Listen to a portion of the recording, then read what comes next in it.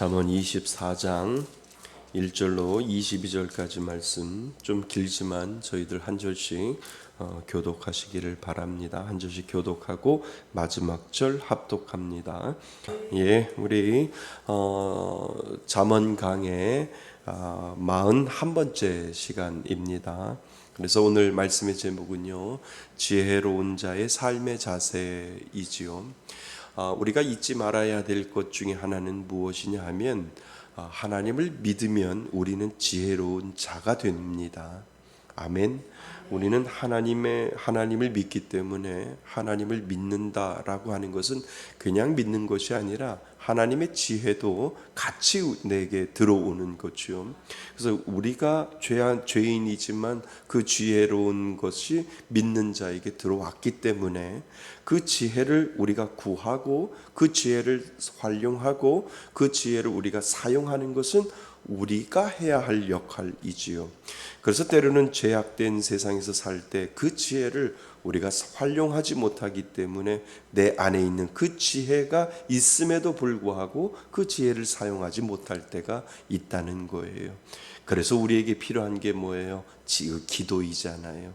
하나님 지혜를 주세요. 하나님 어떻게 해야 할지 하나님 지혜를 주셔서 이 어려운 상황, 이 상황들을 어떻게 헤쳐나가야 할지 하나님 나는 모르오니 내게 번뜩이는 지혜를 허락하여 주셔서 그 지혜를 가지고 모든 것들을 할 수 있도록 해 주옵소서라고 기도할 수 있는 그 기도의 은혜를 우리들에게 분명히 주셨다는 겁니다.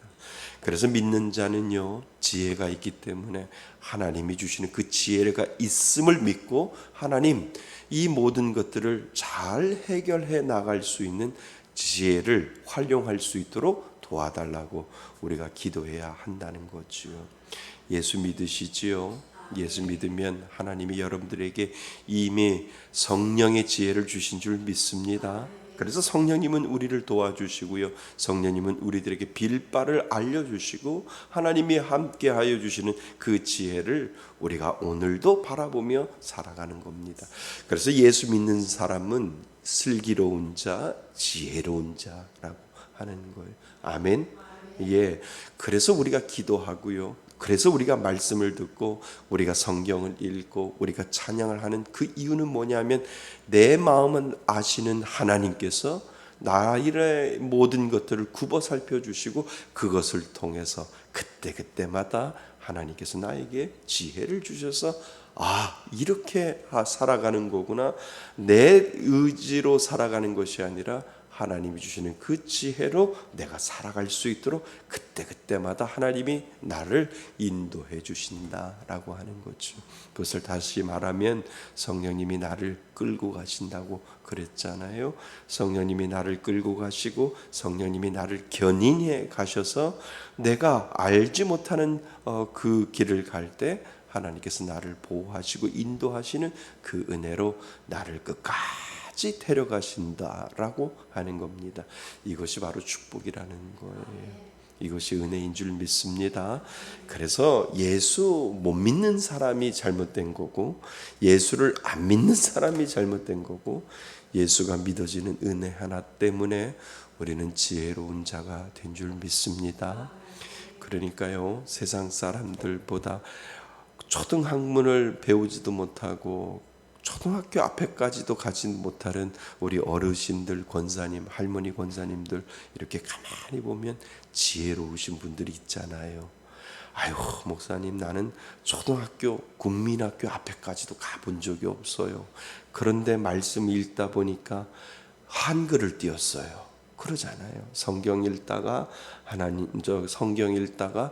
성경 때문에 제가 한글을 띄었습니다라고 그렇게 이야기하시는 분들, 할머니들, 권사님들 보면 저 초등학교도 안 나왔어요. 그런데 목사님 저 성경 다 읽어요. 한글 다, 운문 다 읽어요. 글씨도 다 써요. 성경 때문에 그렇다는 거예요.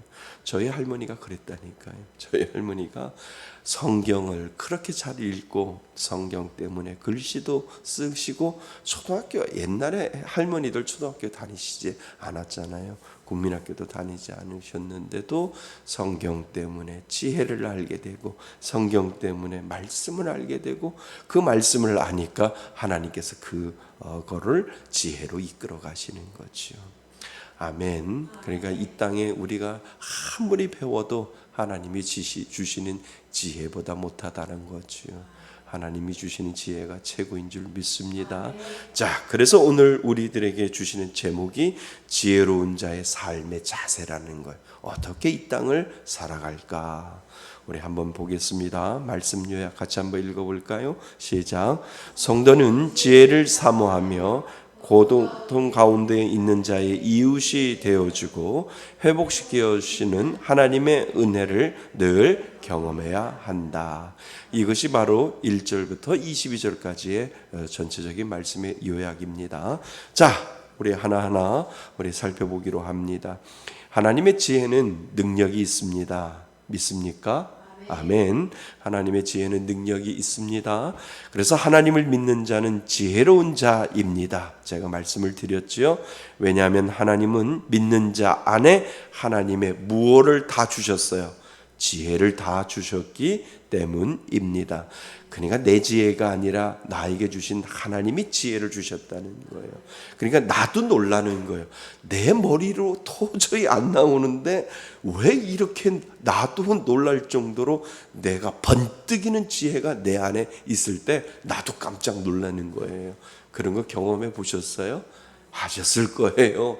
어휴, 나도 이 내 머리는 도저히 기억이 안 나고 내 머리는 도저히 해석이 안 되는데 어떻게 내 머리에서 이렇게 지혜가 나왔지? 라고 할 때가 있다는 거죠. 이거는 하나님이 주신 거라는 거예요. 하나님이 그렇게 지혜로 이끌어 가신다는 겁니다. 그래서 믿는 자는 지혜로운 자들입니다. 본문에 나오는 지혜로운 자는 하나님의 지혜를 간절히 사모하며 고난받는 이웃에게 관심을 갖고 하나님을 끝까지 신뢰하며 살아가는 사람을 말합니다. 그래서 우리에게 지혜를 어떻게 삶 속에서 적용하며 살아갈까? 이렇게 되어집니다. 첫 번째, 하나님의 지혜를 간절히 사모합니다. 여러분, 지혜를 사모하셔야 돼요. 여러분들이 만나는 모든 어려움과 이거 어떻게 해야 하지? 이거 어떻게 해석해야 하고 이것을 어떻게 해결해야 할지 거기에서 멈추는 것이 아니라 하나님 지혜 주세요. 나갈 바를 알려주세요. 어떻게 해야 해결해야 할지 하나님 알려주세요. 라고 하나님 앞에 기도하면 하나님은 지혜 주신다는 거예요. 그 지혜의 은혜가 있는 줄 믿습니다. 그래서 자, 지혜가 주는 여러 가지 유익을 고려해 볼 때 우리는 어떠한 마음으로 지혜를 추구해야 하는가요? 그것은 형통하게 살고자 하면 지혜가 필수라는 사실을 인식하고, 그리고 지혜를 사모하며 간절한 마음으로 추구해야 합니다. 우리는 하나님 앞에 요구할 것이 있어요. 믿는 자는 무엇을 요구해요? 하나님 지혜 주세요. 자, 한번 따라해 보실까요? 하나님 지혜 주세요. 예, 지혜 주세요라고 할 때 하나님은 분명히 지혜 주신다는 거예요. 왜요? 우리 안에 누가 계시니까?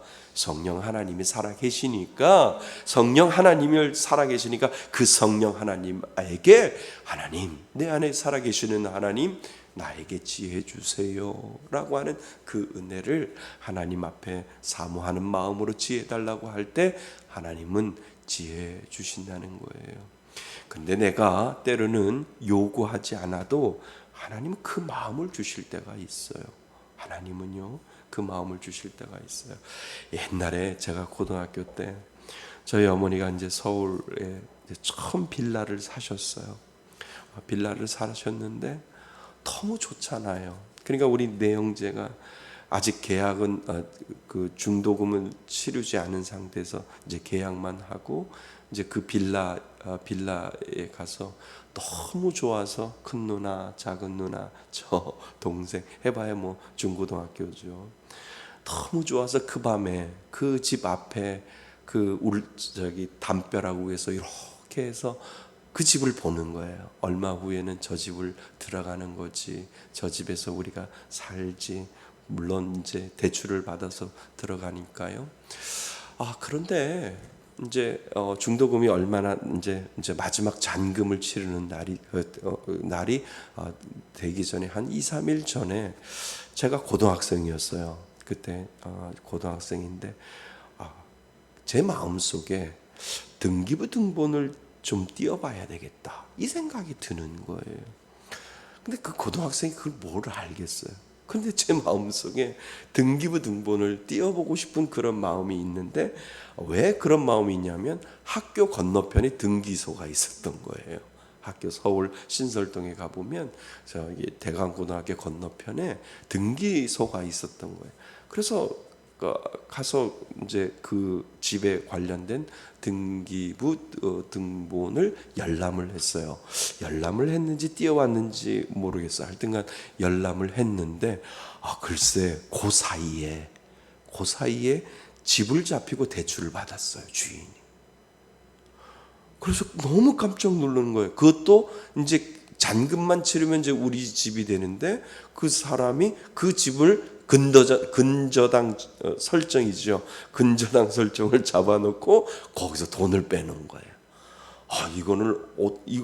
그래서 어머니한테, 어머니 이게 뭐지요?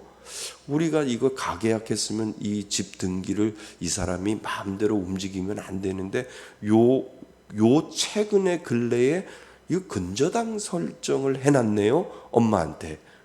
그때 어머니, 제가 고등학생이니까 어머니한테 그렇게 얘기했더니 어머니도 깜짝 놀라는 거예요.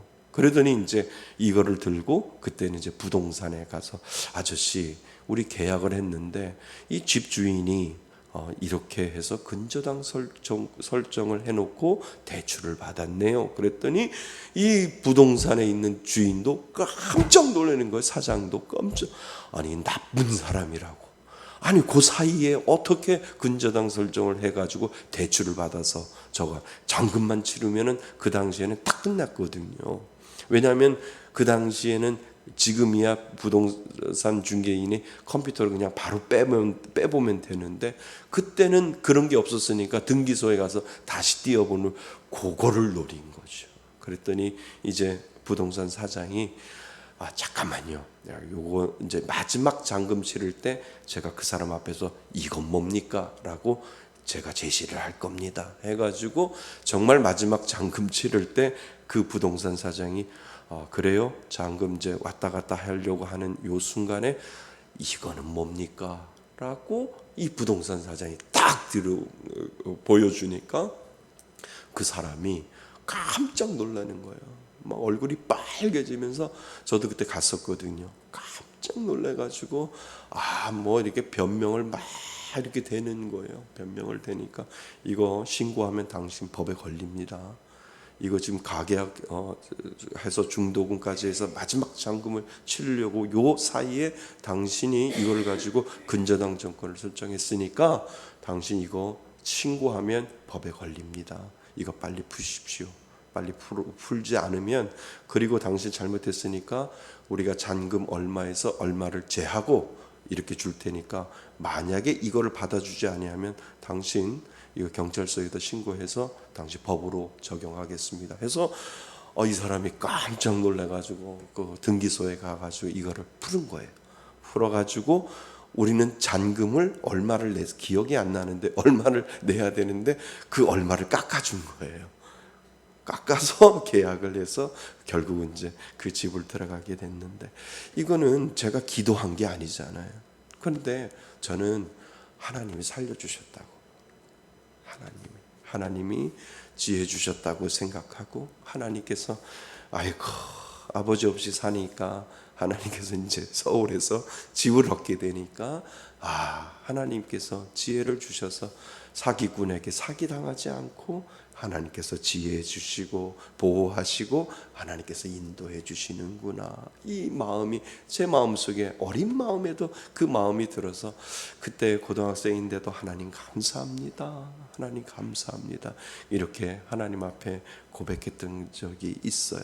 그러니까 하나님은 내게 하나님 앞에 지혜를 구하든 하나님 앞에 지혜를 구하지 않든 하나님의 자녀를 끝까지 보호하시고 하나님은 지키시고 하나님께서 함께하여 주시는 그 은혜를 믿는 자에게 끝까지 하나님은 살펴주신다라고 하는 사실이라는 거죠.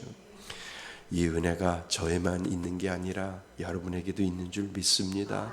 하나님은 자녀를 결코 놓지 않으시고 끝까지 붙들어 가셔서 때로는 우리가 미련해서 깨닫지 못할 때 하나님이 강제적으로 지혜를 집어넣어 주셔서 점검하게 하시고 또는 깨닫게 하시고 또는 그 어려운 상황들도 이겨나갈 수 있도록 하나님께서 지혜 주시는 분, 그분이 저와 여러분들의 아버지 하나님이신 줄 믿습니다.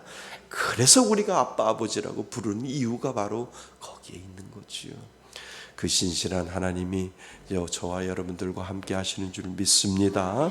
예, 그래서 하나님께서 그 형통의 복을 우리들에게 주신다라고 하는 겁니다. 어디죠?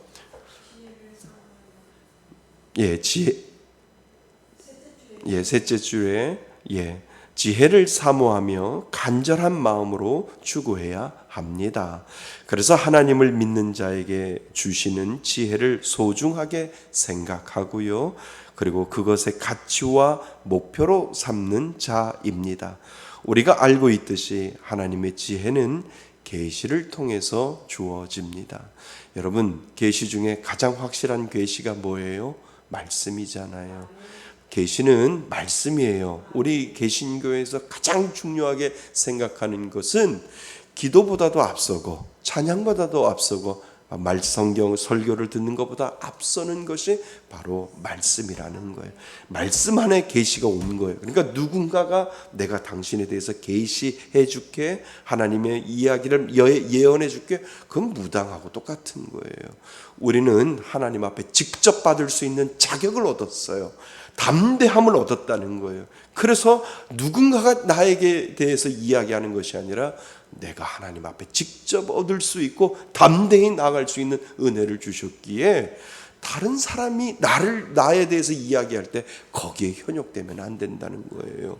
하나님이 나에게 직접 말씀하신다는 거예요. 계시는 다이렉트예요. 계시는 누구를 통해서 나오지 않아요.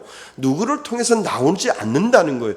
세상 사람들은, 많은 사람들은 내 믿음의 연약함을 깨달아서 누군가가 내 이야기를 예언해 주면 거기에 혹해서 넘어갈 때가 아니라는 거예요. 내가 정말 예수를 믿으면 그 예수 믿는 자에게 하나님은 직접 말씀하신다는 거예요.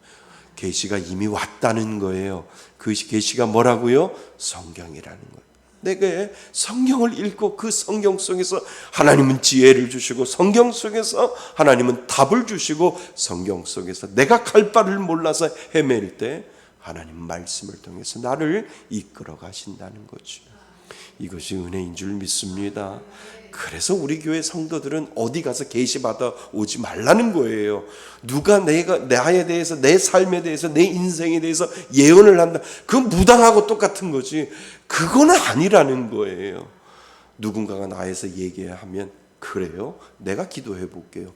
그래요? 내가 말씀 읽어볼게요. 나 하나님 믿어요. 하나님이 내 안에 계시는 것을 믿어요.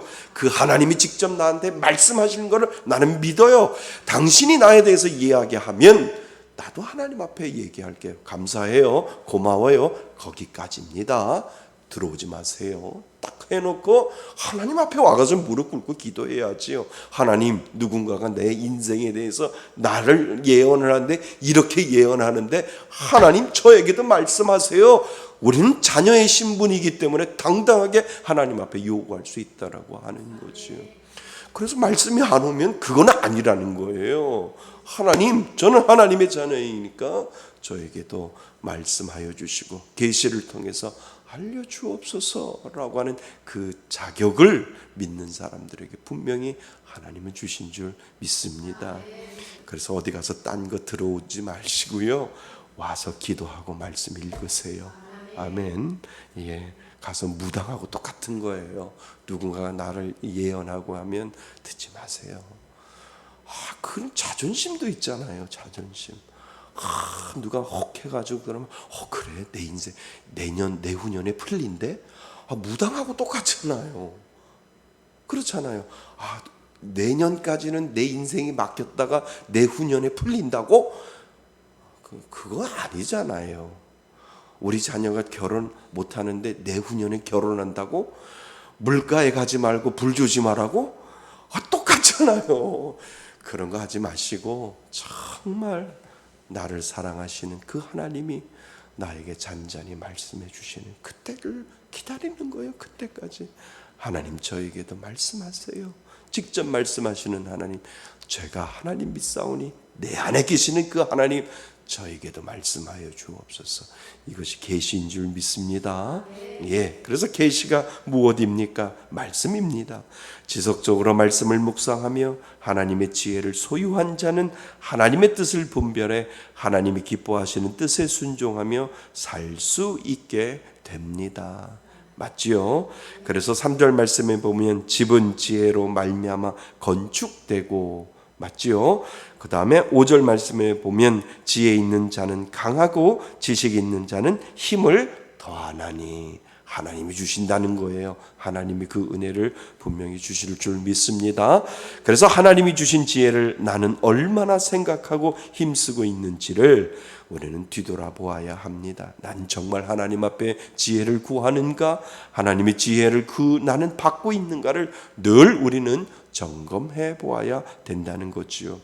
그래서 늘 하나님의 지혜를 간구해야 합니다. 언제나 말씀을 가까이 하고 묵상하면 하나님의 풍성한 지혜를 경험할 수 있습니다. 아멘. 자, 우리가 믿는 신앙이 이 신앙이에요. 다른 거 아니에요. 자, 우리 이거 한번 읽어볼까요? 언제나 말씀을 가까이 하고 묵상하면 하나님의 풍성한 지혜를 경험할 수 있습니다. 시작. 언제나 말씀을 가까이 하고 묵상하면 하나님의 풍성한 지혜를 경험할 수 있습니다. 아멘. 이 은혜가 있기를 주님의 이름으로 축원드립니다. 그래서 지혜가 주는 실제적인 유익을 우리는 날마다 누리며 살 수 있습니다. 그래서 첫 번째가 하나님의 지혜를 간절히 뭐 하라고요? 사모하셔야 됩니다. 자, 둘째, 지혜로운 자는 고난받는 자에 대한 바른 태도가 있습니다. 자, 하나님이 나에게 믿는 자에게 주시는 지혜가 있다면, 그리고 내 주위를 뒤돌아보면 고난받는 자에 대한 나의 태도가 생긴다는 거죠. 그것이 바로 8절부터 14절까지의 내용입니다. 억울하게 핍박을 받아 고난을 당하는 자들이 있습니다. 그들에 대해 관심을 갖고 그 상황으로부터 벗어날 수 있도록 실제적인 도움을 주는 것이 하나님이 기뻐하시는 지혜로운 자의 삶의 태도입니다. 아멘. 그래서 우리는 첫 번째, 누구를 사랑하고 하나님을 사랑하고 그 하나님의 사랑, 이 순서가 바뀌면 안 돼요. 하나님을 사랑하고 그 하나님의 사랑이 내 안에 있음으로 말미암아 이웃을 사랑하는 거예요. 그러니까 하나님이 먼저예요. 그리고 나서 그 하나님과 나 사이에 바른 사랑의 관계가 되어졌을 때 이웃이 보이는 거예요. 누구 때문에? 하나님 때문에. 하나님이 그 사랑하는 아들을 십자가에 못 박혀 돌아가시게 해서 모든 이들을 살려주시려고 하셨던 것처럼 하나님과 나 사이에 이 바른 관계가 되어질 때 이웃을 바라보는 거예요. 순서가 바뀌면 이건 잘못되는 거예요. 하나님의 사랑이 먼저입니다. 그 하나님의 사랑이 내 안에 있을 때 이웃을 바라볼 수 있는 거예요. 그래서 우리가 말씀을 먼저 읽고 말씀을 묵상하고 말씀을 공부하고 말씀을 연구하고 그리고 말씀을 듣고 말씀을 암송하는 그 이유가 무엇이냐면 하나님과의 바른 관계를 정립하고 그때 20, 100, 100이라고 하는 이 20명의 선교사님과 100의 연약한 자들과 100교회를 우리가 돌보는 거예요. 이 은혜가 정말 순서대로 있는 거예요. 우리가 하나님 사랑 없이 20, 100, 100 아무리 해봐야 아무 소용이 없는 거예요. 하나님의 사랑 가지고 그 사랑을 흘려보낼 때 선교사님들이 세워지고요. 가난한 자들이 은혜 받고 주께로 돌아오고 백교회가 하나님 앞에 온전히 설 수 있다라고 하는 것을 우리들에게 가르쳐주고 있다는 거지요. 그것이 은혜인 줄 믿습니다. 그래서 그러한 상황을 인식하지 못했다는 핑계는 하나님께 인정받지 못합니다. 그것은 마땅히 해야 할 이웃 사랑의 의무를 태만한 것과 같습니다. 모든 것을 감찰하시는 하나님이 우리의 중심을 보시고 우리의 행위대로 갚아 주실 것입니다. 고난받는 자에 대한 하나님의 관심은 이웃 사랑에 대한 우리의 태도에 대해 말해 줍니다. 하나님의 은혜를 깨닫는 자로 지혜로운 자는 이 하나님의 은혜를 깨닫는 지혜로운 자가 뭐예요? 하나님의 사랑을 아는 거죠. 이것이 먼저라는 거예요. 그 자는 고난 가운데 있는 누구에게? 이웃들에게 먼저 다가가 그들을 돕고 사랑을 베풉니다. 주님은 우리에게 과연 고통받는 이웃과 함께 살고 있는지 물으십니다. 우리 스스로도 자문해 보아야 합니다. 그래서 교회가 선교가 빠지면 안 돼요. 교회가 도움이 빠지면 안 돼요. 그리고 교회가 연약한 자들을 돌보지 않으면 안 된다라고 하는 거예요.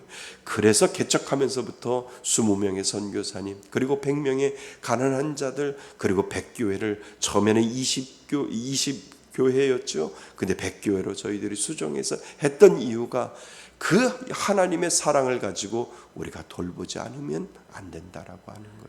그래서 교회가 건강하면 먼저 하나님을 사랑해야 하고 그 사랑 가지고 우리가 사랑을 흘려보내야 된다는 거예요.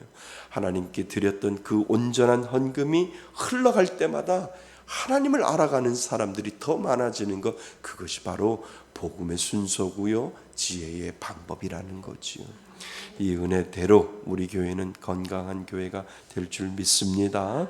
예, 자, 누가 나의 이웃인가의 관점이 아니라 나는 과연 고통받는 이웃의 이웃인가를 뒤돌아 보아야 합니다.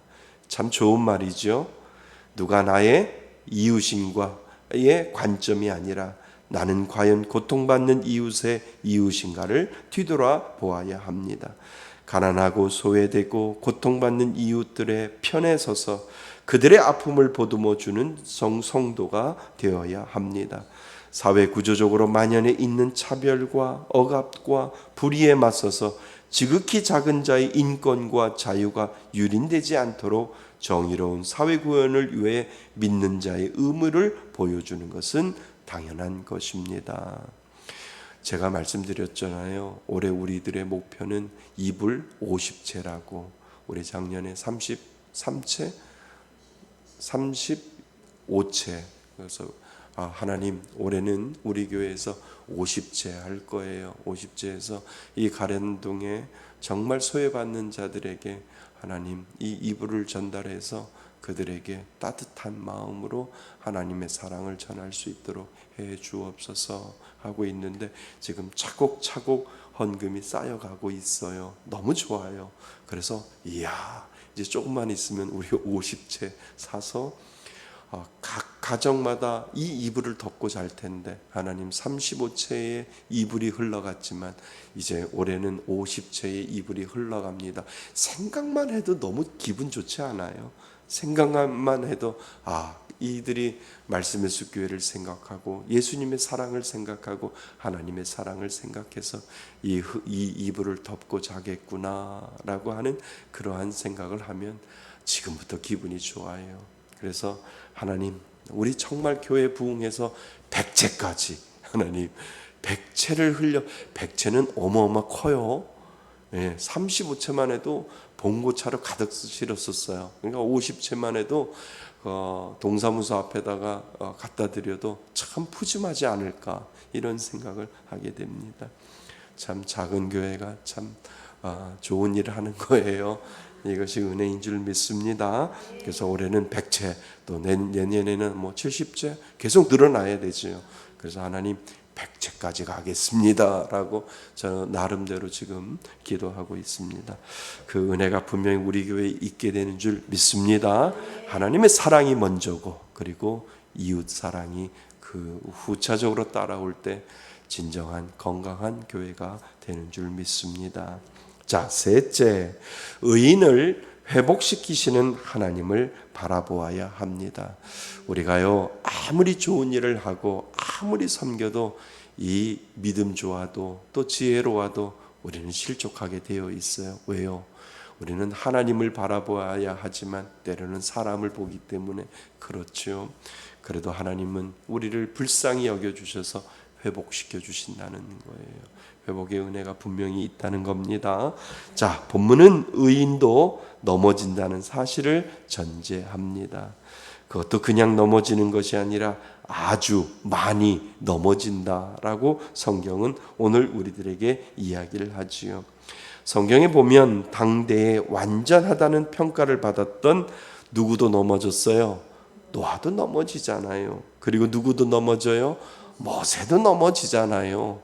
그러니까 다윗도 넘어졌고, 신약에 와서는 예수님을 부인한 사람이 누구예요? 베드로도 넘어졌습니다.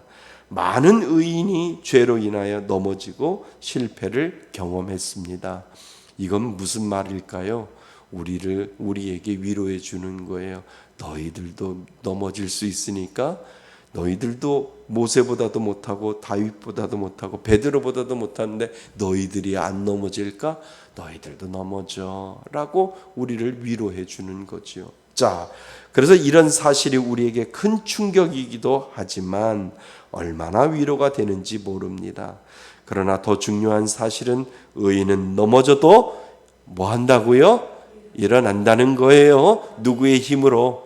하나님의 힘으로. 하나님이 위로해 주시고, 다른 사람이 위로해 주지 않아도 하나님이 위로해 주시기 때문에 우리는 넘어져도 일어설 수 있다라고 하는 거지요.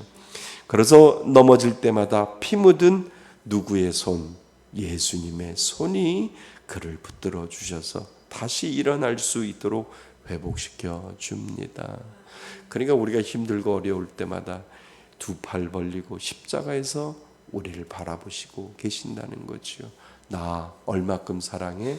이만큼 너희들 사랑한다 라고 예수님께서 말씀하여 주시기 때문에 우리는 다른 데 가서 위로받을 필요가 없어요. 조용히 십자가 앞에서 예수님 앞에 그 위로의 손으로 우리가 위로받으면 그것만큼 족하다라고 하는 거죠. 우리가 이 땅을 떠날 때도 누가 위로해 주실까요? 하나님이 위로해 주시는 거예요. 수고 많았다고. 참 80평생, 90평생, 100살까지 살면서 나를 위해 헌신했고, 나를 위해서 봉사했고, 나를 위해서 잘 살아줬어 라고 누가 말씀해 주세요? 하나님이 말씀해 주시면 그것만큼 좋게요. 그게 다라는 거예요. 수고했다라고 하나님께서 등 두들겨 주는 것, 우리 그거 바라보고 이 땅을 살아가는 거잖아요. 분명히 우리가 최선을 다해서 이 땅에 살 때 분명히 저 천국에서는 하나님이 두 팔 벌려서 저와 여러분들을 맞이하실 줄 믿습니다. 그 은혜로 살아가시기를 바랍니다. 자, 그래서 회복시키시는 하나님의 손길을 기대하며 늘 그분을 신뢰하며 우리는 살기를 바라야 합니다. 하나님은 믿는 자를 일으키고 회복시켜 주심을 우리는 믿어야 합니다. 우리도 예상하지 못한 많은 어려움을 만나 넘어질 때가 있습니다. 하지만 하나님이 수없이 넘어지는 우리를 어떻게 하신다고요? 다시 일어날 수 있도록 뭐 주시고 힘을 주시고 붙들어 주십니다. 이것이 성경의 뭐라고요? 약속입니다. 그러니까 아브라함 생각해 보세요. 제가 지지난주에 설교하면서 이 설교 말씀을 묵상하는데 얼마나 제가 눈물을 흘리면서 하나님 맞아요. 하나님 맞아요. 눈물을 흘리면서 제가 말씀을 준비하면서 그렇게 고백한 적이 없었어요. 참 최근래에 그렇게 고백을 했어요. 하나님이 짐승을 쪼개놓고 제발 나 좀 믿어줘. 내가 너한테 약속할 테니까 내가 약속 안 지키면 이 짐승처럼 나도 쪼개버려. 나 생명 걸 거야. 제발 내가 너를 위해서 생명 걸 거니까 아브라함아 제발 나 좀 믿어줘 라고 이야기를 하잖아요. 근데 그 아브라함이 하나님을 믿었어요? 믿었는데 의로 여겼는데 또 넘어지잖아요. 또 넘어져서 뭐 해요? 후처 하갈을 통해서 자녀를 얻잖아요. 그거 별거 얼마 전이었었어요. 하나님이 짐승을 잡아놓고 쪼개놓고 내가 이 길을 지나갈 테니까 너 안 따라와도 돼. 나만 지나갈게.